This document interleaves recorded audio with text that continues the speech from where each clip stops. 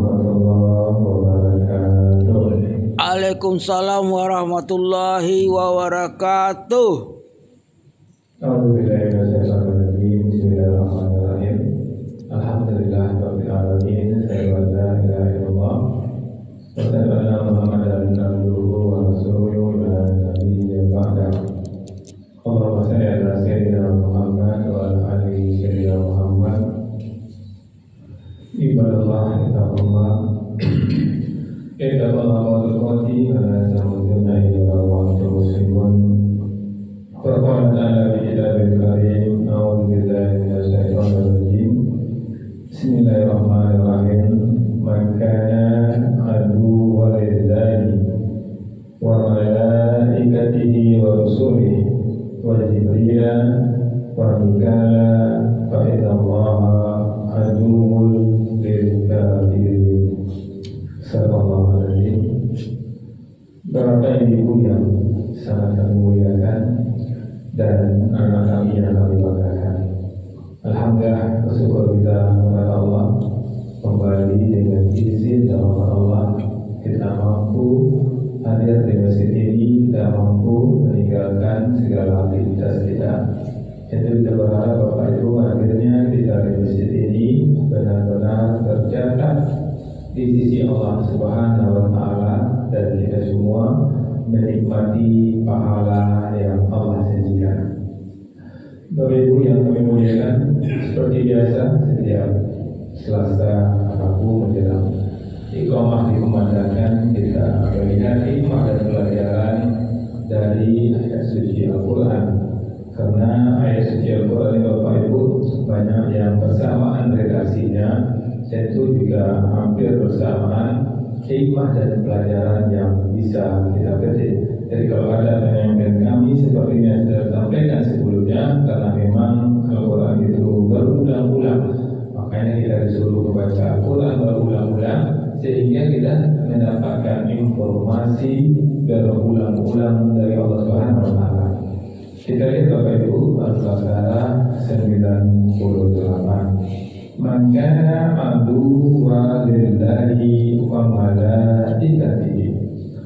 Barang siapa menjadi musuh Allah, jangan sampai Bapak Ibu perhatikan redaksi yang Allah katakan, man kana aduwwan lillah. Barang siapa menjadi musuh Allah wa malaikatihi, dan musuh malaikat-malaikatnya, wa rasulihi, dan musuh sebagai rasul-rasulnya, wa jibril wa mikala, dan juga musuh bagi Jibril dan Mikail, fa innallaha aduwwul kafir, maka sesungguhnya Allah musuh bagi orang-orang yang ingkar. Ini Al-Baqarah 98. Sebelumnya sudah kita sampaikan Al-Baqarah 97, di mana Allah menjelaskan tentang sikap permusuhan orang Yahudi kepada malaikat Jibril. Dan ayat 98 ini menegaskan bahwa permusuhan terhadap malaikat berarti permusuhan pula terhadap Allah.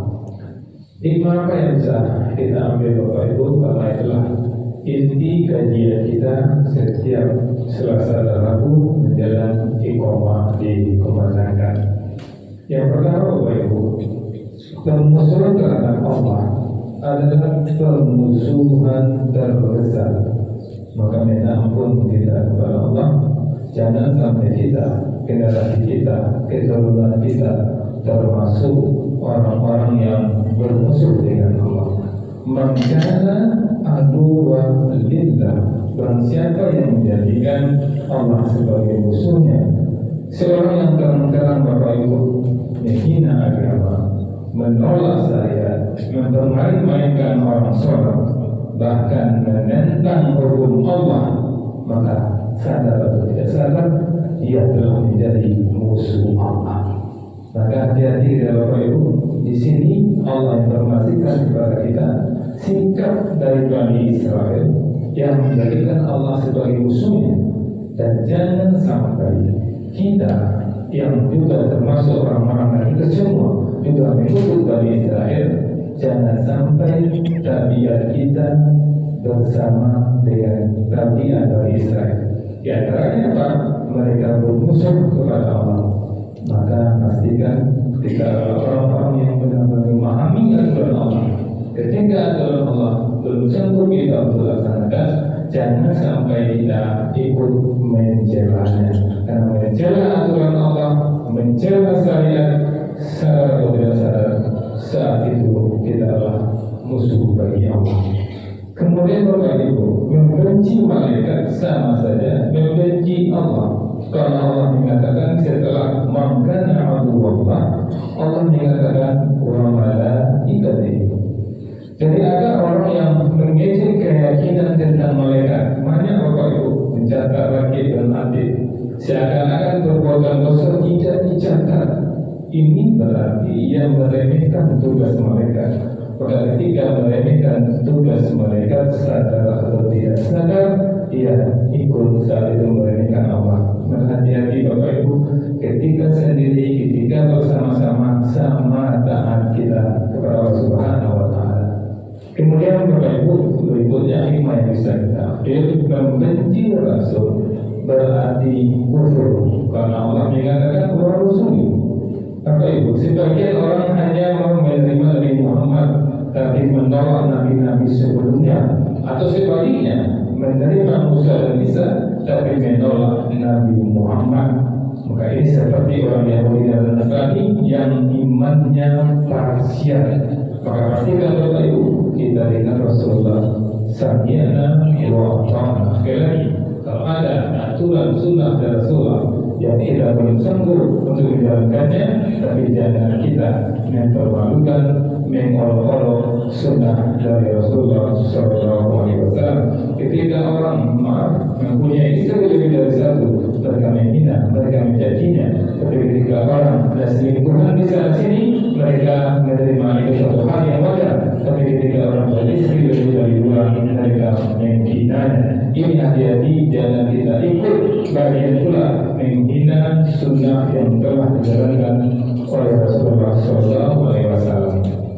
Gimana Bapak Ibu? Malaikat Jibril adalah pembawa wahyu. Karena Allah mengatakan di sini wajib Jibril.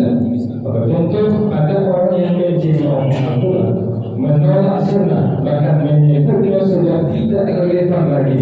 Padahal Al-Quran diturunkan melalui malaikat Jibril, membenci Jibril sama saja membenci wahyu. Di sini Allah dikatakan, dan siapa yang membenci Jibril berarti dia berlawanan dengan Allah. Hati-hati kita Bapak Ibu, hati-hati perkataan kita, hati-hati perbuatan kita. Kemudian hikmah apa yang bisa kita ambil? Malaikat Mikail adalah pengatur rezeki. Allah mengatakan di sini wa Mikail, orang yang percaya rezekinya datang dari selain Allah. Misalnya dukun jimat atau suliat, berarti menolak peran malaikat Mikail yang Allah tugaskan membagi rezeki. Hati-hati kita, Allah mengatakan diri siapa yang menjadikan Mikail sebagai musuhnya, maka dia terang-terang bermusuhan kepada Allah Subhanahu wa Ta'ala. Dan tidaklah saya tidak mungkin saya bermusuhan dengan Mikail. Kalau kita mencari rezeki tidak sesuai dengan aturan Allah, saat itu kita sudah bertentangan, bermusuhan dengan Mikail. Kemudian Bapak Ibu, hikmah yang bisa kita ambil yang berikutnya, Allah adalah pelindung orang-orang beriman dan Allah musuh bagi orang kafir. Wa innallaha aduwwun. Sadar kita Bapak Ibu, orang beriman yakin Allah pelindungnya. Misalnya seorang pedagang jujur tetap tenang meski bersaing dengan pedagang yang curang, karena yakin Allah yang melindungi rezekinya. Dia tidak terpengaruh walaupun sekelilingnya orang berjualan tidak jujur, dia tetap jujur, dia tidak amanah karena dia yakin rezeki itu dari Allah. Allah pasti melindungi dia kalau dia beriman, dan Allah akan menjadikan dia musuh apabila dia engkar. Kemudian Bapak Ibu, hikmah berikutnya, kekafiran adalah jalan bermusuhan dengan Allah. Karena Bapak Ibu jangan sampai kita engkar, karena kalau kita engkar jelas Allah mengatakan kafirin adalah musuh Allah. Itu saja, boleh maaf. Assalamualaikum warahmatullahi wabarakatuh. Waalaikumsalam warahmatullahi wabarakatuh.